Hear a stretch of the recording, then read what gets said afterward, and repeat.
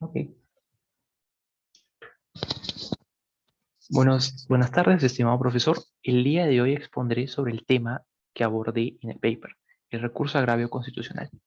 De entre todos los temas, me interesó el aspecto que resalta en el título del trabajo, es decir, cómo recae en el TC la competencia en determinados procesos. Para explicar qué es el recurso a agravio constitucional, voy a dividirlo de la siguiente manera. Primero voy a explicar brevemente cuál es el alcance de la jurisdicción del Tribunal Constitucional. En dicha parte indicaré cuándo es posible accederse al TC desde la jurisdicción ordinaria. Ello permite dar paso al recurso de agravio constitucional, tema al que nos aproximaremos paulatinamente en esta exposición. El ejercicio de la potestad jurisdiccional ha sido asociado históricamente con el Poder Judicial. El artículo 138 de la Constitución evidencia esta concepción y en simultáneo le reconoce su vigencia dentro de nuestro ordenamiento jurídico. No obstante, el artículo 139 presenta un par de excepciones, las cuales se les reconoce también la potestad jurisdiccional, aunque en ámbitos distintos y o complementarios a la justicia ordinaria.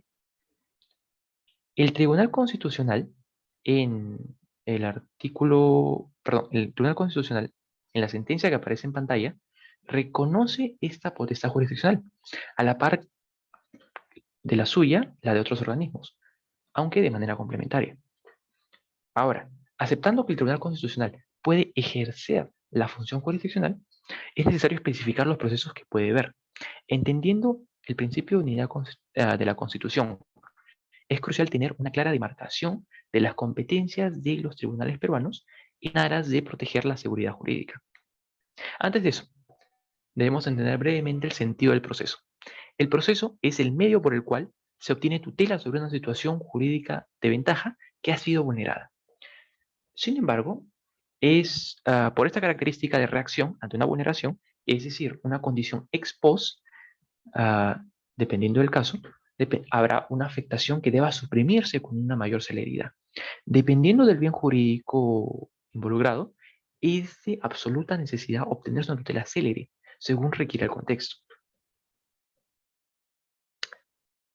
En este tipo de casos es necesaria una tutela de urgencia, la cual se manifiesta de dos maneras. Una tutela de urgencia ordinaria, ejemplificada con las medidas cautelares, y una tutela de urgencia satisfactiva, conseguida, por ejemplo, a través de los procesos constitucionales de la libertad. La tutela de urgencia cautelar se da dentro de un proceso y las medidas son de carácter provisional. En cambio, la tutela satisfactiva se consigue a través de procedimientos breves e independientes. Respecto al tema que nos compete, los artículos 200 y 202 establecen qué tipos de procesos pueden ser revisados por el tribunal. Pero entonces, ¿cómo un proceso, por ejemplo, llega al TC? ¿Quién puede impugnar mediante esta vía? Y aquí es donde entra a tallar la figura del recurso a agravio constitucional, término simplificado como RAC. El RAC es un medio impugnatorio que puede ser utilizado cuando una sentencia emitida en la segunda instancia deniega una demanda dentro de los considerados procesos constitucionales de la libertad. Esta categoría incluye los procesos de habeas corpus, amparo, habeas data y de cumplimiento. Cabe resaltar que la negativa depende de que sea considerada improcedente o infundada la demanda. La persona legitimada para presentar este recurso es el demandante, quien ha recibido una resolución denegatoria en la segunda instancia. Como menciona Espinosa Saldaña, el TC es un tribunal de casos, es decir, le corresponde conocer lo que la judicatura ordinaria no bastó para el otorgar la tutela que sea eficiente. Con esto entendido, en caso que un proceso constitucional de la libertad llegue a la segunda instancia y ahí sea rechazado, el demandante está legitimado para impugnar ante el TC y así se abre la posibilidad de trasladar dicho proceso a la competencia del Tribunal Constitucional a través del RAC. A diferencia de otro recurso muy aplicable contra una sentencia de segunda instancia, como por ejemplo la casación, que cuenta con un muy restringido campo de acción, el RAC permite que se evalúen los elementos fácticos y jurídicos del caso para así salvaguardar los elementos que lo componen. es decir, el bien jurídico. Por ello, por sí mismo, descalifica definir este recurso como extraordinario, pues se asemeja más a una apelación que a una casación. Para entender la posición de este recurso dentro de nuestro ordenamiento es necesario remitirse al marco normativo que la sustenta.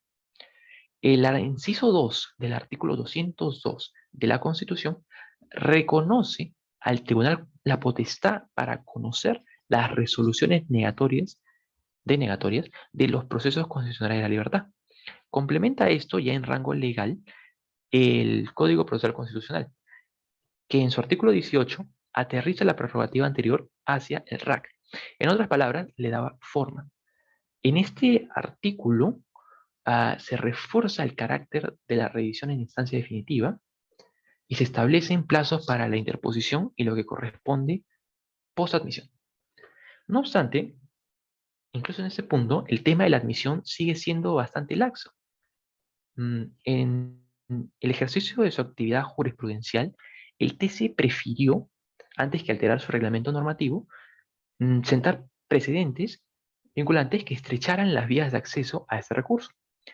El primero de estos precedentes vinculantes, la sentencia 2877-2005, que es un habeas corpus, también conocido como el precedente Luis Sánchez Lagomarsino Ramírez, sirvió para extender dichos límites al establecer dos requisitos para la procedencia. Primero, extiende el rango de los requisitos presentes en el artículo 5 del Código Procesal Constitucional, eh, el cual es un artículo sobre los causales de la improcedencia. En segundo lugar, se crean nuevas causales, como la necesidad de identificación del contenido constitucionalmente afectado, que el tribunal no haya rechazado casos sustancialmente similares y que la jurisprudencia del TC haya señalado que el objeto de tutela no merece darse a través del RAC. Posteriormente, en otro precedente, la sentencia 00987-2014, que es un proceso de amparo, denominado como precedente Francisca Lilia Vázquez Romero, crea, o mejor dicho, recicla el término de sentencia interlocutoria denegatoria. En el fundamento, en el fundamento 49 se extiende la siguiente interpretación. El RAC es procedente cuando primero tenga una fundamentación, el supuesto agravio esgrimido, que el objeto de tutela tenga una trascendencia constitucional. Tercero, que la búsqueda de la tutela del caso no contradiga lo presente en otros precedentes vinculantes del TC. Y finalmente, que el tribunal no haya desestimado casos sustancialmente iguales. Como se ve, de los requisitos planteados en los precedentes se entrelazan entre ellos y podría incluso decirse que se repiten en determinados puntos. No obstante, con una visión integral puede entenderse que el derecho, en virtud del principio de unidad de la Constitución, evoluciona en pro de la defensa de los derechos fundamentales de la persona y por ello la redundancia que hay entre las sentencias, la repetición, no descalifica alguna, sino que marca una expansión de la protección antes mencionada. Para finalizar, cabe agregarse un dato relacionado.